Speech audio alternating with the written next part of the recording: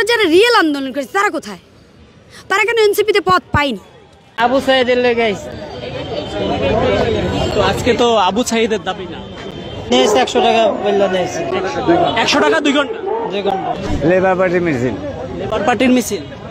আসলে আজকে লেবার পার্টির মিছিল নাই, কেন আসছেন একটু বলবেন? আমি কোনো কিছু বুঝবে না ভাই, আমি কোনো কিছু জানি না ভাই। আমি রিক্সা চালাই। 1 ঘন্টার জন্য আসছেন? 1 ঘন্টার জন্য। কেন আসছেন? আমরা আসছি আমাদের সমাধান জানার জন্য। আমরা কি সমাধান এটা আমি বলতে পারবো না, হয়ে উনি জানে। এখানে আর কি, আমি তো অত সময় জানে আসিনি। যাই হোক, আইসি বড় ভাই আছে আমাদের, বড় ভাইয়ের সঙ্গে আর কি আইসি। জয়পুরহাট, বগুড়া জয়পুরহাট। ভাই কি বলবেন আসলে আপনার নাম? হৃদয়। কেন আসছেন এখানে? এখানে প্রোগ্রামে আইছি। কাদের প্রোগ্রাম এটা? এটা কি ডিসিপ্লিন নাকি কি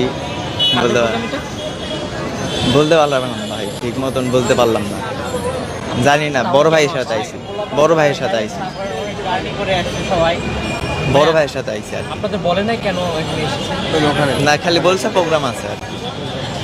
ওখানে জানো বড় ভাইকে। আপনাকে কোন দলের প্রোগ্রাম এটা? এটা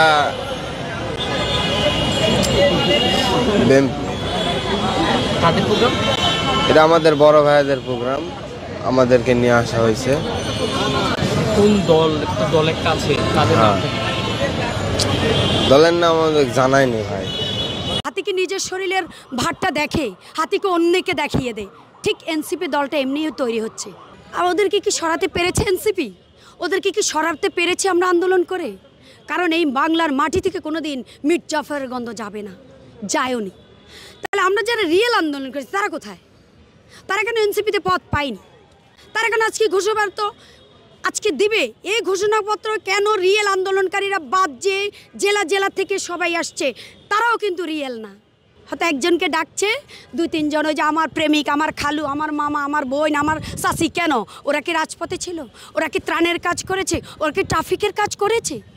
দুর্নীতি যেই হবে, রক্ত যখন দিয়েছি সাম্যের জন্য রক্ত দিবে, এবার বৈষম্যের জন্য আর দিব না, দিতে রাজি না। ওদের এদেশে রাজনীতির মাঠে দীর্ঘ সময় বস্তি থেকে বা বিভিন্ন মাধ্যম থেকে, গ্রাম থেকে নানাভাবে লোক ভাড়া করে মিছিল মিটিং করা হতো। এসব পরিবর্তনের জন্যই হাসিনা রেজিমকে পতন ঘটানো হয়েছে, অথচ বাস্তবতা ভিন্ন। অপরদিকে জুলাই আন্দোলন নিয়ে নানা দিক থেকে মালিকানার প্রশ্ন উঠেছে। আসলে দেশটা কোথায় চলেছে? বেলা শেষে কোথায় দাঁড়াবে বাংলাদেশ?